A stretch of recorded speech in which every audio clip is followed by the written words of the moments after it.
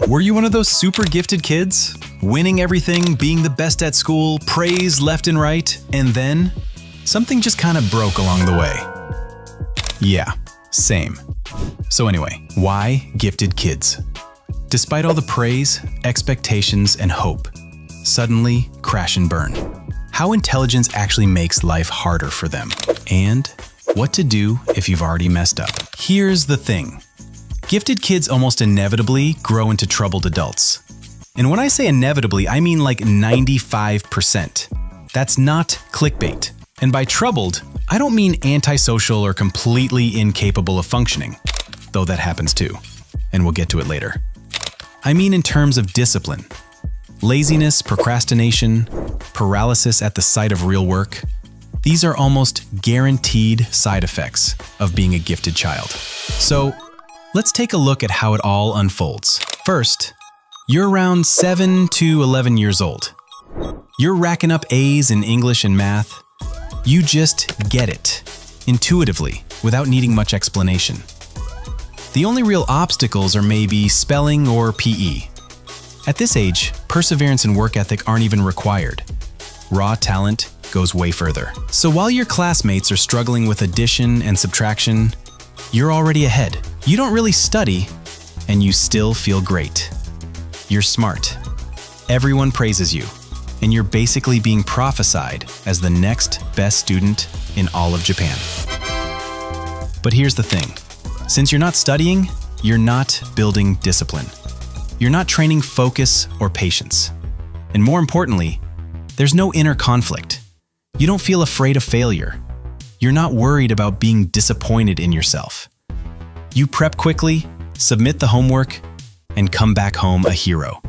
And because there are no real challenges, school doesn't even feel like an RPG with a difficulty slider.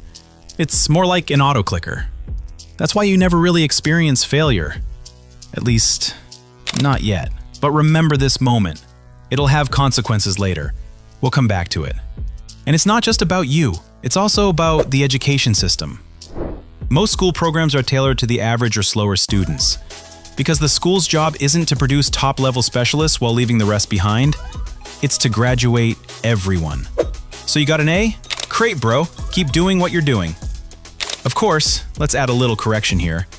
Yes, there are teachers who push you to your limits. They raise the difficulty level, give you extra material, and sometimes even straight up terrorize you, to the point of literal childhood tears. But those stories, they're the exceptions, not the rule. And the rule is, everyone's chill. No one's pushing you, and you're not pushing yourself. Maybe now you hate yourself for slacking off as a kid. You're thinking, look at who I could have been by now. But dude, that's completely normal behavior. You weren't even 20. You were a kid. At that age, you're not interested in personal development or self-discipline. You're into Bionicles and Geometry Dash demons. A child literally can't comprehend the long-term value of studying, especially when everything's already coming easy. But what about the parents? They're over 20, over 30. They should understand the value of hard work, right? So why didn't they help you build good academic habits? Well, imagine you are the parent now. Your kid is smart, top of the class, gifted, a mini genius, a damn playboy. Now ask yourself, why? Why the hell would you stress out this kid about studying when they're already crushing it? Why fix what isn't broken? Yeah, sure, some parents are more hands-off. They don't overthink it. Some of them, let's be real, barely even care 24/7. Not arguing with that. But most parents do care. They just tend to invest in the areas where their kid is lacking. Like in my case, no one made me study. My dad would spar with me, get me into fitness. My grandma would read fables and stories with me. So yeah, my academic habits didn't really get much development, but I did level up in totally different areas. And so your childhood passes, full of talent, teachers praise you, parents are proud. But now, let's flip a few pages and open the next chapter. Adolescence.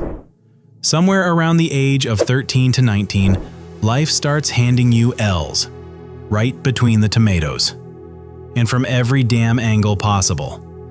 Do I really need to explain why being a teenager is hard?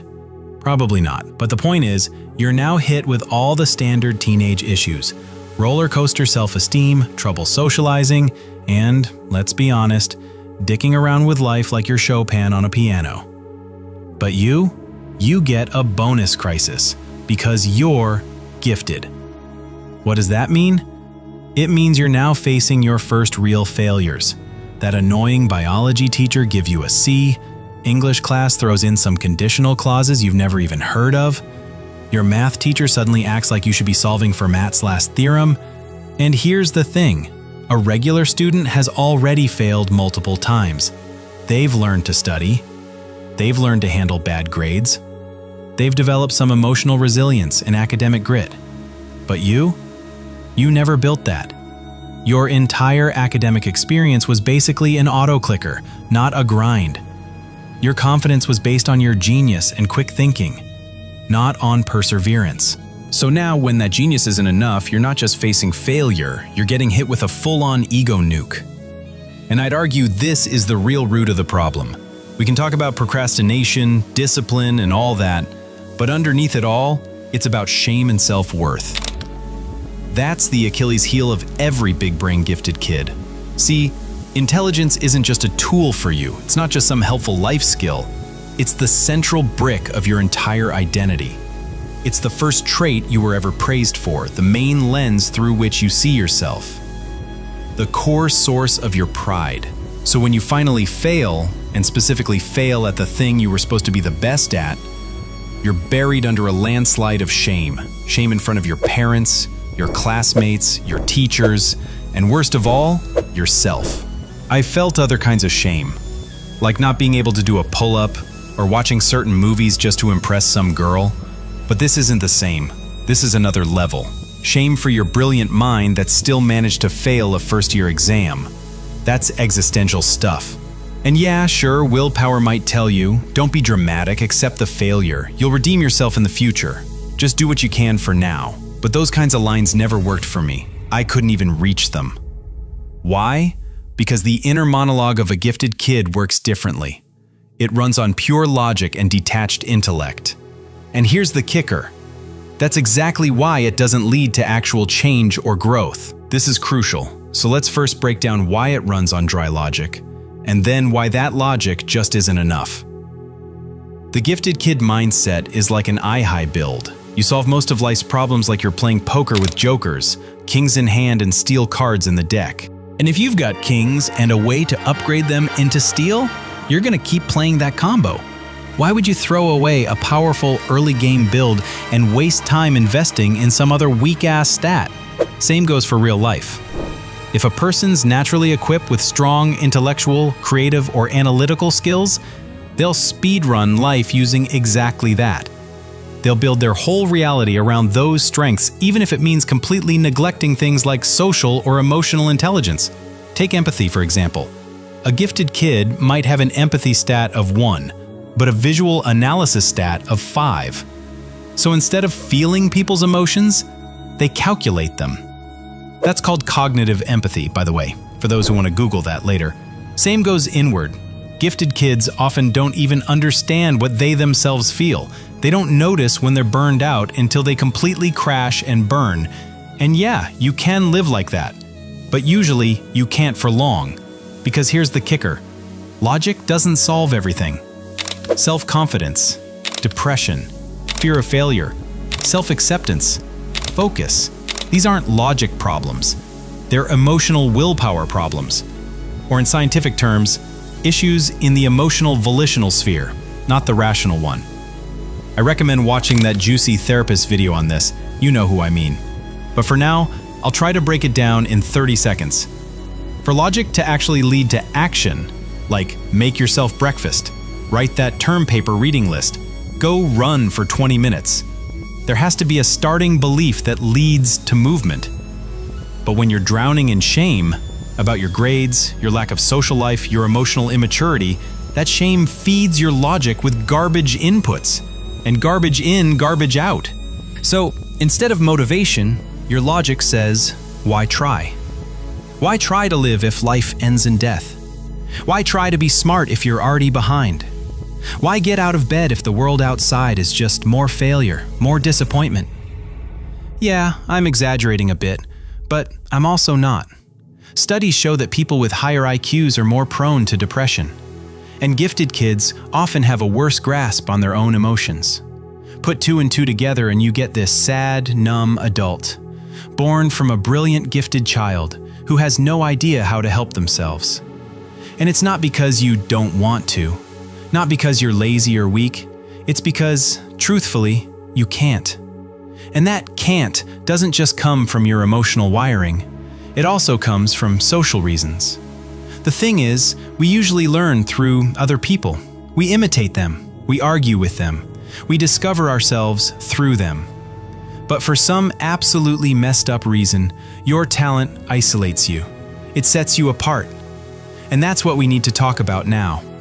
Why the hell do your mega brains, which are supposed to elevate your status, make you more valuable, more special, end up doing the exact opposite? Quick disclaimer. This is a pretty common thing, in movies and in real life. But personally, I never really had that problem. I always had friends. Bros, ride or dies. I'm a pretty friendly dude, what can I say? So what comes next isn't some deep personal trauma.